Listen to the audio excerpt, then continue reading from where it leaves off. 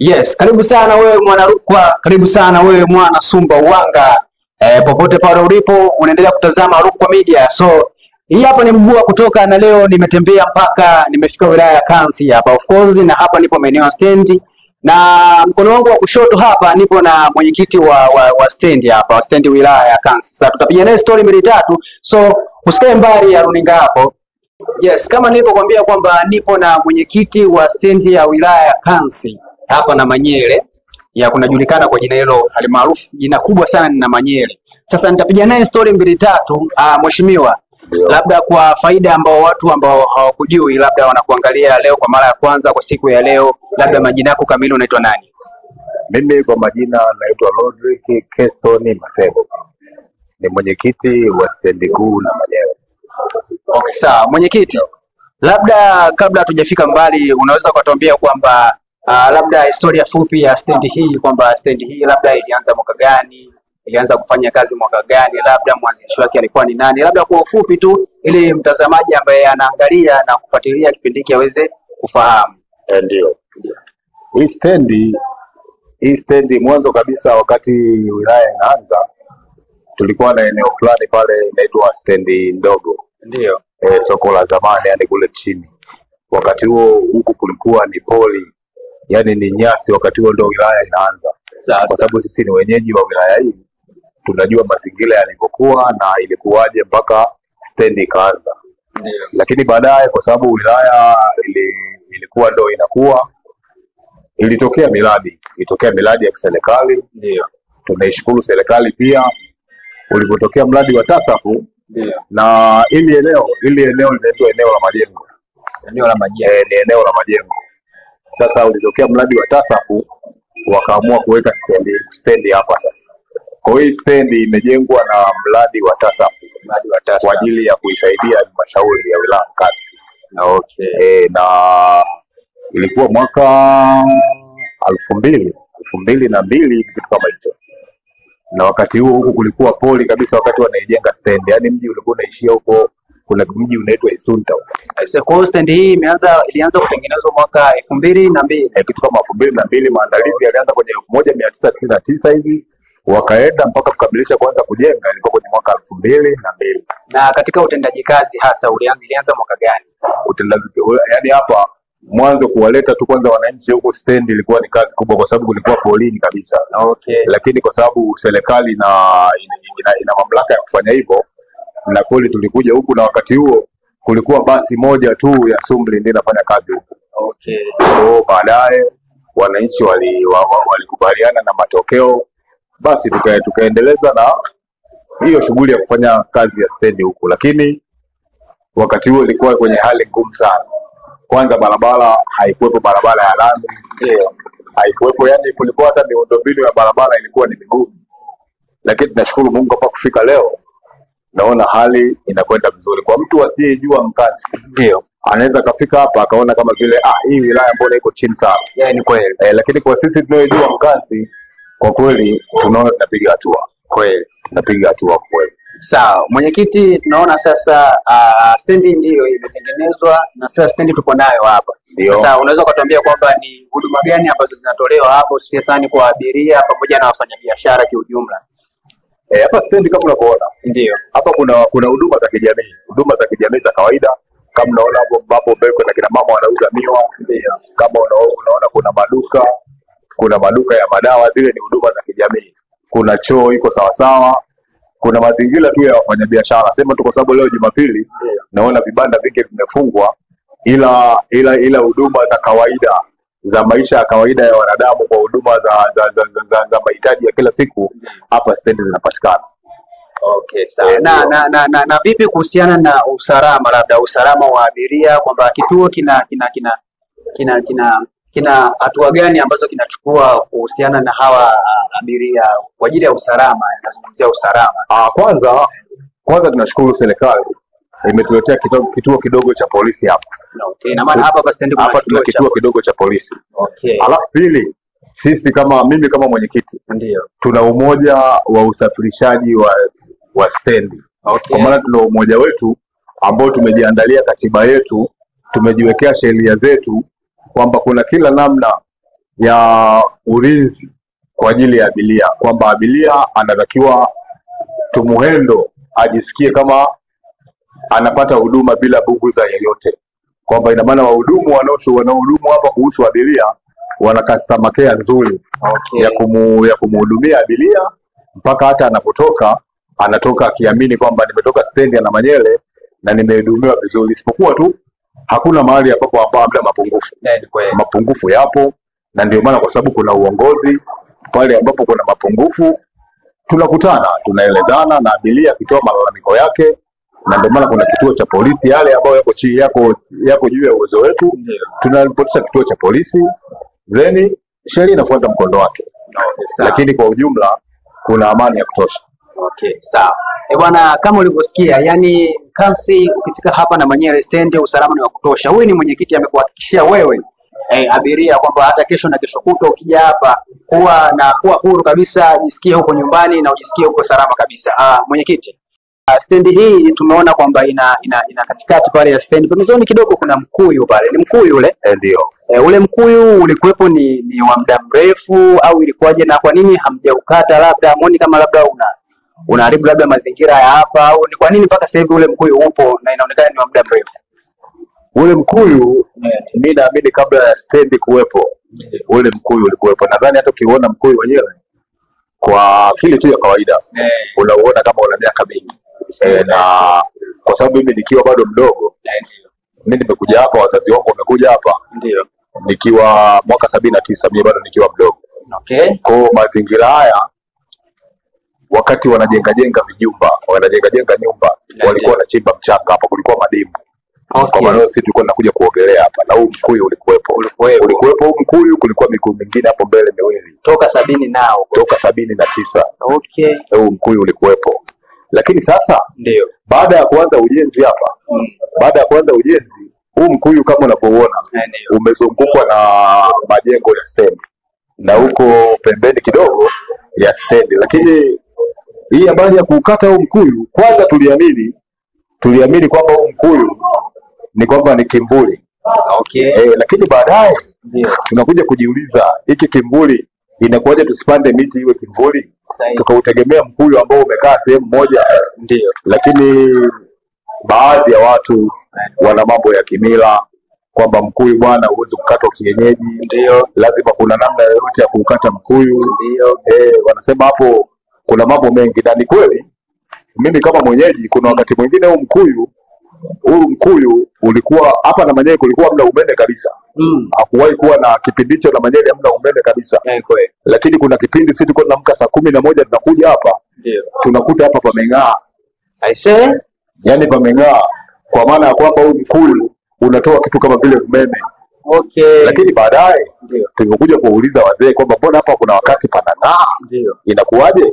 Tukapewa historia kwamba huu mkuyu yani ni kwamba hauna maua. Yani mkuyu unaukuta tu una matunda, hauna maua.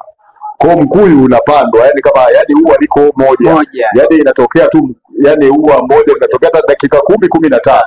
Yani inatokea ua na lile ua linang'aa sana. Kwa lile ua liking'aa sana ndio linakuwa tayari limeupanda ule mkuyu tayari na matunda anaanza kufanyaje kutoka. Lakini kiuhalisia kuona ua la mkuyu, siamini kama kuna mtu, hata wewe ulizia historia popote, kama umewahi kuona ua la mkuyu. Mkuyu tunaona matunda, hatuoni maua. Kwa maana hiyo baada ya kuuliza hivyo ndio wazee wakatuambia sasa historia ya mkuyu ni kwamba ule una ua ule linatoka mara moja. Yani linatoka na ua linakuwa ni ua angavu sana. Na kwa namna nyingine mtu kuona ile kitu ni kama vile bahati. Ni kama vile bahati kuona ile kitu. Ni mara chache sana watu kuona kitu kama hiyo. Alafu pia tulikuja kuona vitu vya ajabu hapo kwenye mkuyu. Huo mkuyu kuna watu wengine walikuwa wanakuja waganga. Wanakuja hapo wanafanya vitu vya ajabu, wanatoa vitu vingi. Kuna walikujaga wachungaji hapa. Walikuja wachungaji sijui waliongozwa na nani huko, wakadai kwamba kuna wachawi wanatunza vitu vyao hapo.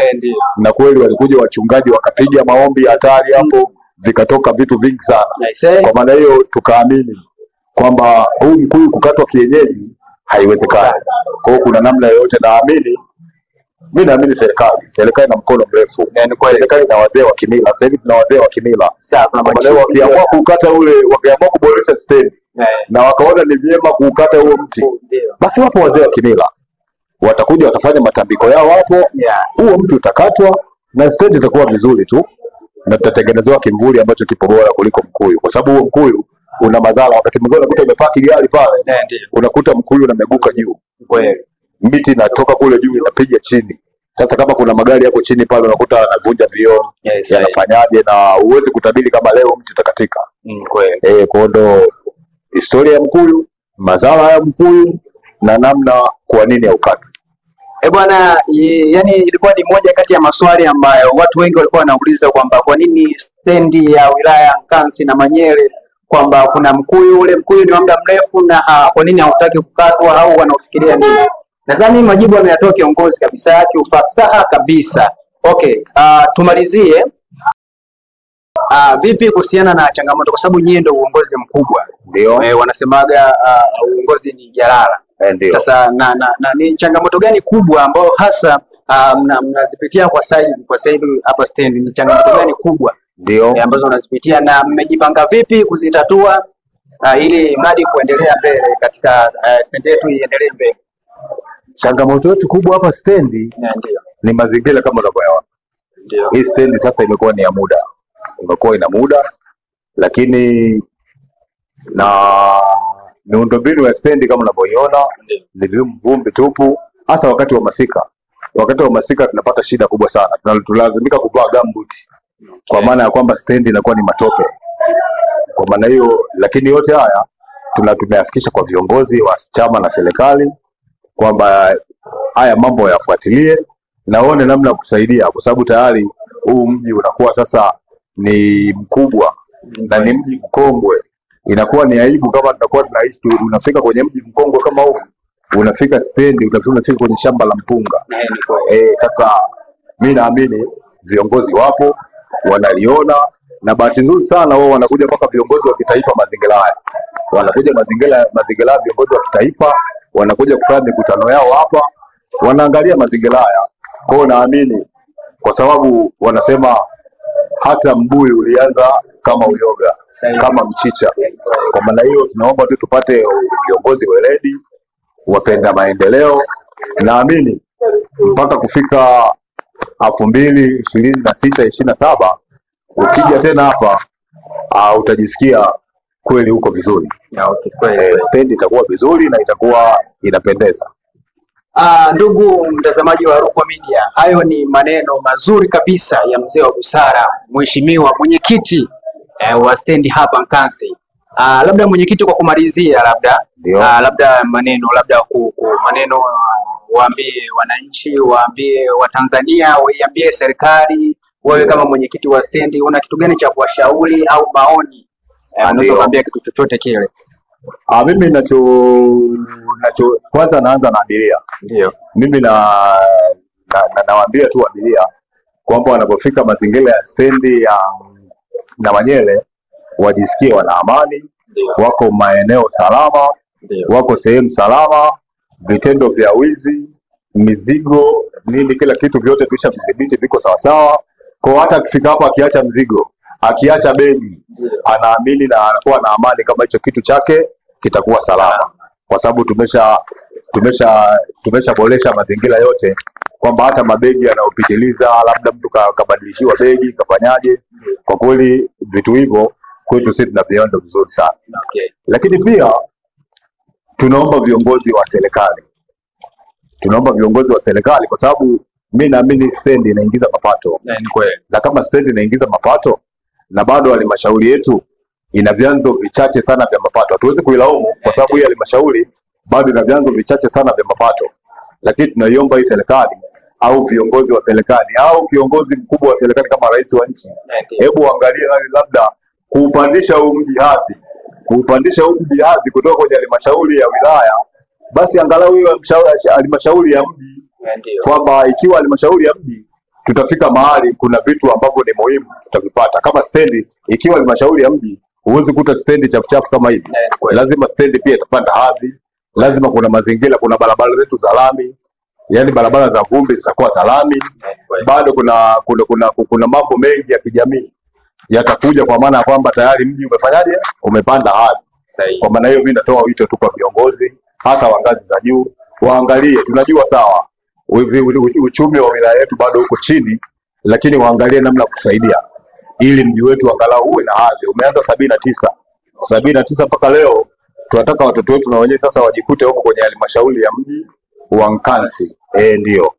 Lakini yes, hayo ni maneno. Labda kwa kumalizia, nimeukatisha hapo, kuna kitu ulikuwa unataka kumalizia.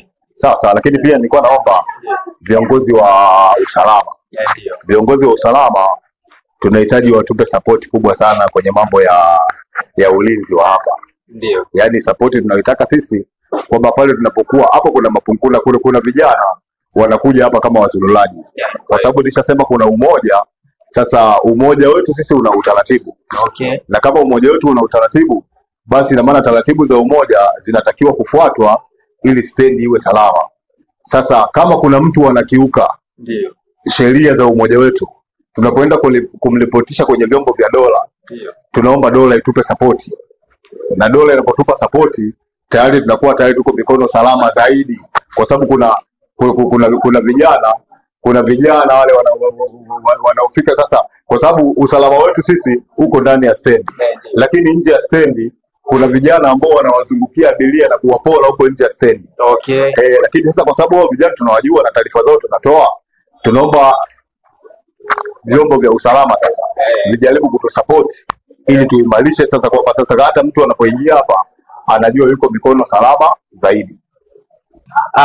Nadhani mwenyekiti, ndio wewe tuseme ni mbobevu katika hizi kazi za usafirishaji, labda kwa haraka labda wewe hapa labda ulianza mwaka gani labda shughuli za usafirishaji, lakini pia nataka uniambie labda unasafirisha magari yako ni kuanzia unapeleka yanaenda wapi, ofisi zako ni zipi, na watu wakitaka kupate wanakupata vipi labda? Ndio. Mimi kazi hizi nimeanza 1995. Nikiwa stendi ya chini kule. Na wakati huo tulikuwa na gari moja tu inaitwa Sumri. Tulikuwa na gari ya kampuni ya Sumri. Ndio. Na mimi nikiwa kama kiongozi wa kampuni ya Sumri. Tumefanya kazi hiyo, baadaye ukaja ushindani, wakaja wa Shemboko, ikaja Sanasi, wakati huo inaitwa Ocean Road. Tumekwenda kwa hali hiyo, tumekwenda mpaka baadaye magari yakaongezeka. Basi wakati huu stendi inaanza, alikuwepo Sumri, baadaye alikuja Lucholo. Kwa hiyo nilitoka Sumri nikaingia Lucholo. Lucholo ndo mwanzilishi mkubwa wa stendi hii. Kwa maana ya kwamba magari yake ndio alianza kutoka hapa kwenda Sumbawanga. Kutoka na Manyele kwenda Sumbawanga. Inatoka gari inakuja kulala hapa asubuhi, inaenda, mimi nikiwa agent wa Lucholo. Lakini baadaye mji jinsi unavyozidi kukua, matajiri wanaongezeka na huduma za kijamii na watu wanaongezeka, kweli magari yaliongezeka yakawa mengi. Leo hii tuna magari mengi. Ila mimi hapa na hudumu, kuna gari ya Lutengano inatoka Maji ya Moto inaenda Mbeya kupitia hapa. Nina Mkiza inatoka Mpanda kwenda Sumbawanga kupitia kwangu. Nina AN, kampuni ya AN inatoka Sumbawanga kwenda Dodoma kupitia hapa kwangu. Nina magari mengi, lakini pia stendi hapa tuna tabia ya yani sisi maagent kama nilivyokuambia tuna umoja. Kama nilivyokuambia tuna umoja, wanasema mkifanya umoja market hali nyie wote ni ndugu. Mnakuwa ndugu moja. Kwa maana hiyo tunashare makampuni yote. Kuna Spadori inatoka Mpanda inaenda Mbeya. Ila tu isipokuwa hapa kwetu na Manyele. Hatuna gari ya transit, yani inayokwenda mikoani inaanzia hapa kwetu. Gari zote hapa zinapita. Yani kwamba hata kama tunapohitaji labda tunahitaji abiria ndio kuja hapa, tunahitaji city, lazima tupige kuanzia mwanzo wa safari.